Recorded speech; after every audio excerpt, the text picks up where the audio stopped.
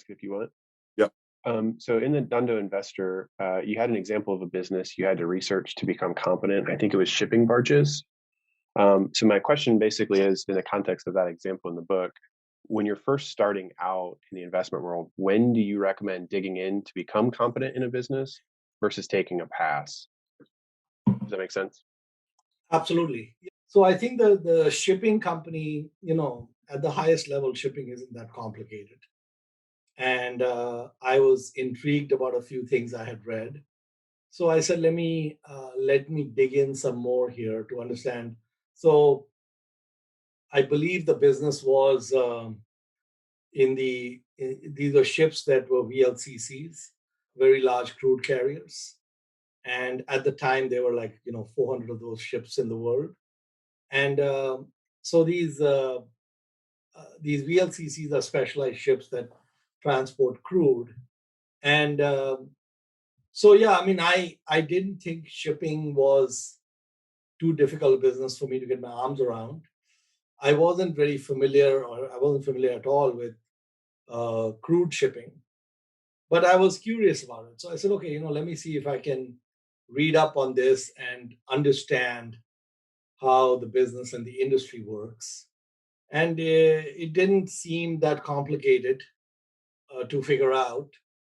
And, I was able to use a heuristic that one of my friends in commercial real estate had told me. And I realized that same heuristic and that same mental model would work in shipping. And so there was an insight which I had gleaned, and I thought that insight would work in this area as well. So in commercial real estate, especially if you're talking about tall office towers, 30, 50-story type office towers in large metro areas, generally speaking, those office towers may take 4 to 6 years to get built or come to fruition from the time that someone has the land and creates a plan and tries to get the permits. It might be easily 5 years before the building is ready. And generally speaking, what happens in real estate is that when the market is really tight and when rents are rising a lot of these projects get started because the economics look so favorable.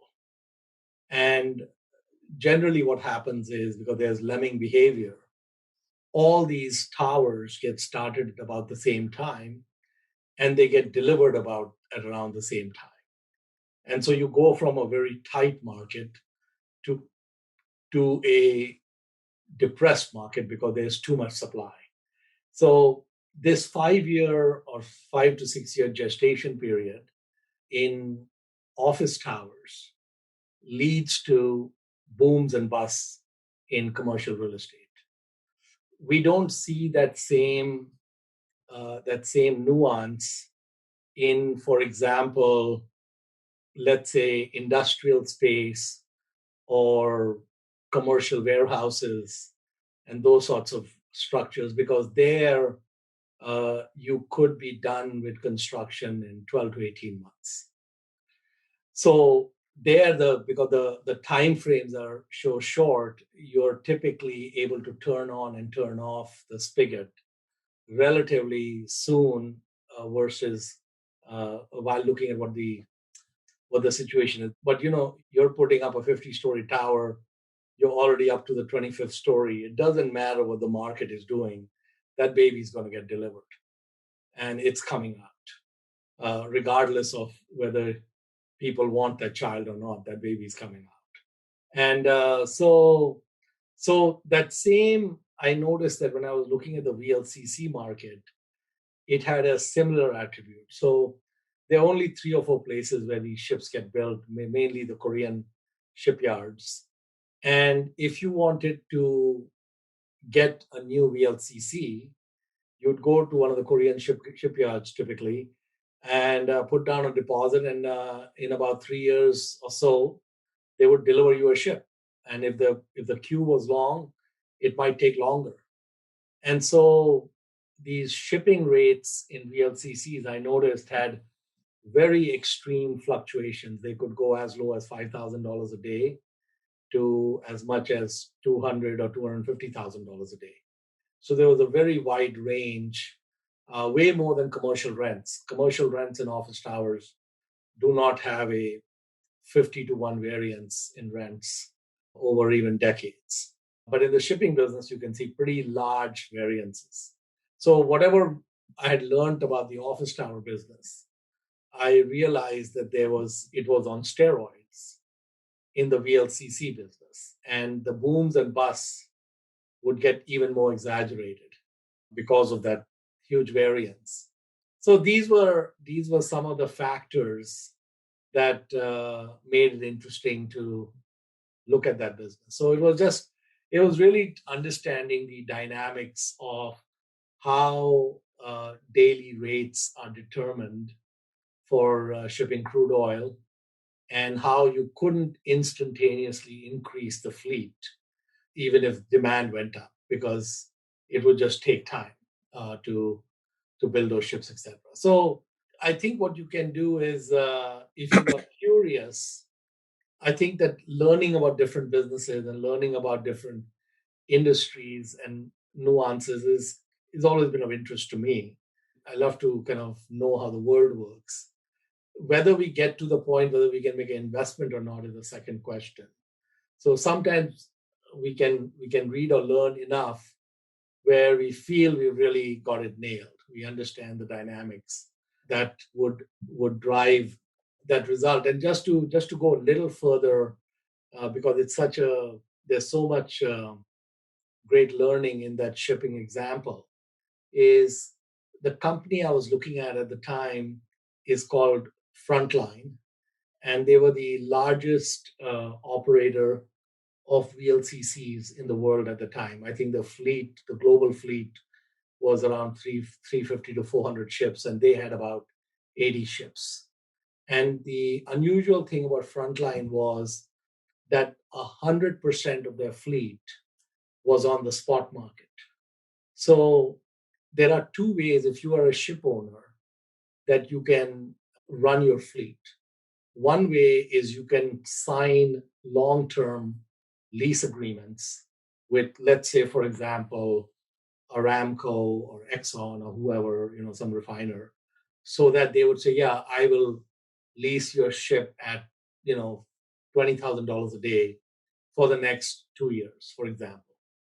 And in that case, whether they're using the ship or not, or whatever's happening, you're getting paid.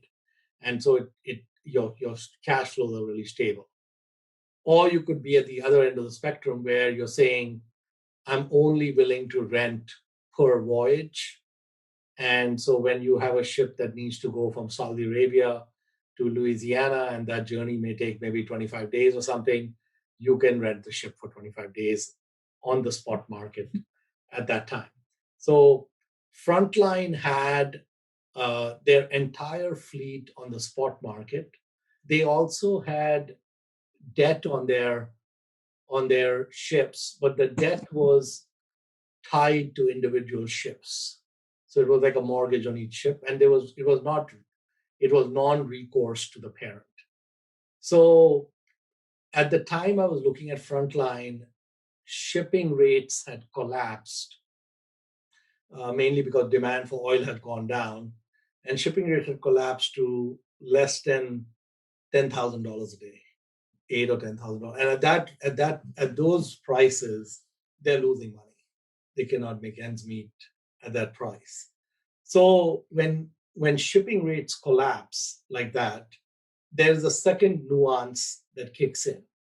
So I'm sorry I'm taking a little bit of time, but just to explain kind of how things work, because these are all things I learned when I was looking at it, is after the Exxon Valdez went aground in Alaska, there were a set of new regulations that came out around oil carrying ships.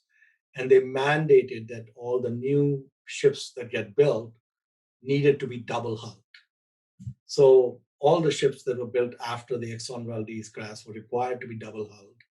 And the ships before that Exxon Valdez incident were single hull.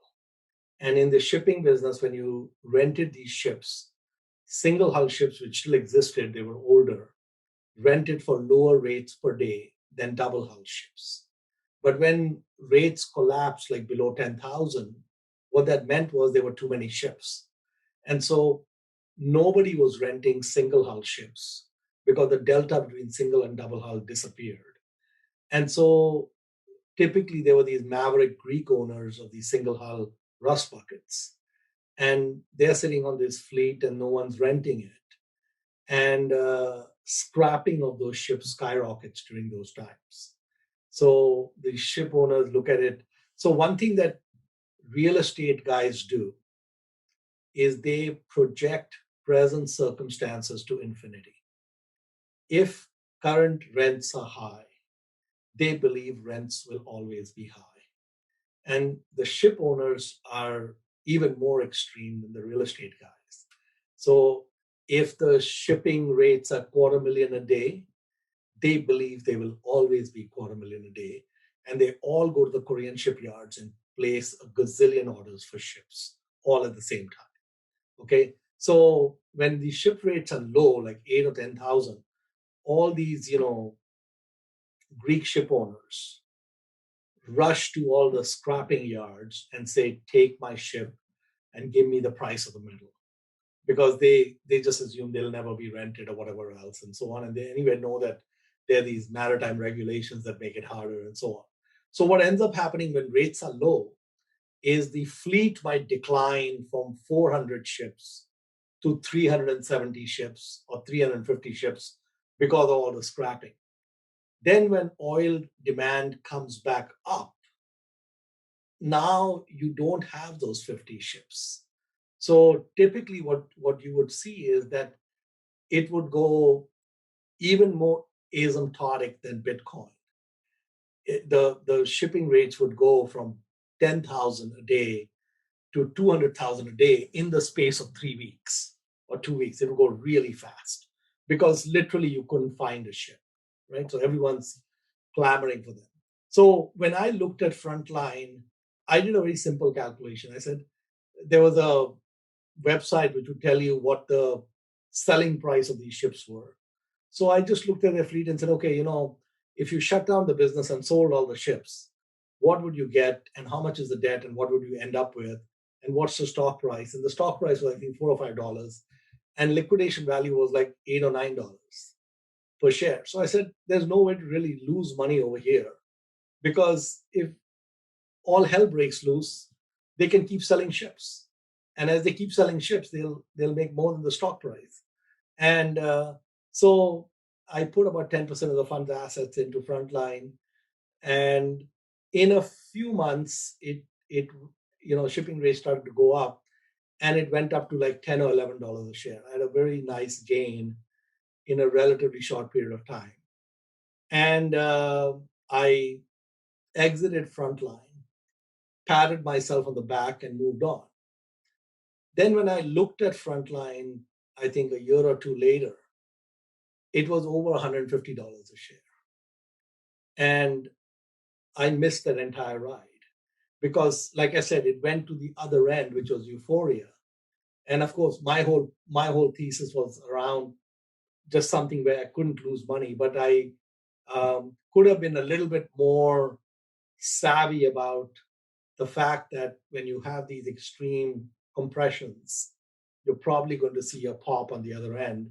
And I could have, for example, kept a small position or something, but such is life. So sorry to tell you more about shipping than you ever wanted to know.